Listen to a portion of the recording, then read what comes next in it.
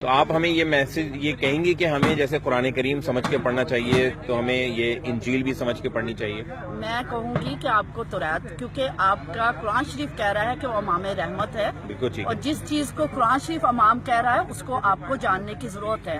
آپ قرآن شریف کو بھی سمجھ کے پڑھیے، آپ توریت، زبور، صحائف انبیاء اور اناجیل کو بھی سمجھ کے پڑھیے، یہ خدا کا حکم ہے۔ ساتویں بات، تورات و انجیل کو پڑھنا۔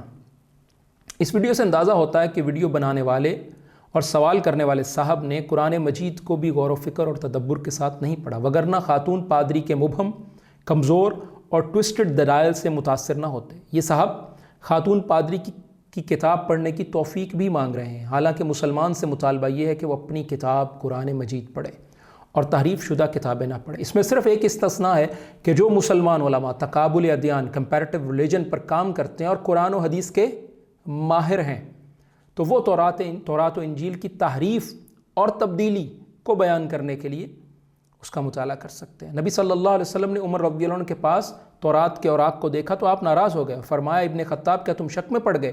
کیا تمہارے پاس میں اس دین کو صاف اور خالص حالت میں لے کر نہیں آیا؟ اگر میرے بھائی موسیٰ علیہ السلام آج زندہ ہوتے تو ان کے لیے بھی میری پیروی کے سوا کوئی چارہ نہ ہوتا۔ ارواء الغلیل 1589 اور محدث الالبانی نے اسے حسن کہا ہے۔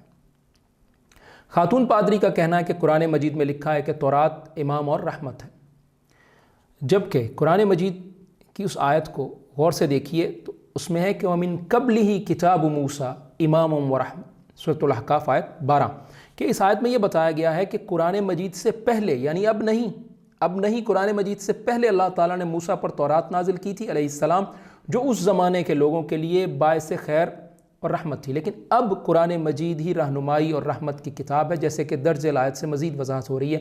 وَأَنزَلْنَا إِلَيْكَ الْكِتَابَ بِالْحَقِّ مُصَدِّقًا لِمَا بَيْنَ يَدَيْهِ مِنَ الْكِتَابِ وَمُهَيْمِنًا عَلَيْهِ فَاحْكُم بَيْنَهُمْ إِلَى آخِرِ الْآیَۃ۔ اور ہم نے تیری طرف یہ کتاب حق کے ساتھ بھیجی اس حال میں کہ اس کی تصدیق کرنے والی ہے جو کتابوں میں اس سے پہلے تھا، اور اس پر محافظ ہے۔ مہیمن کا معنی محافظ کا بھی ہے، حاکم کا بھی ہے، امین کا بھی ہے، شاہد کا بھی ہے۔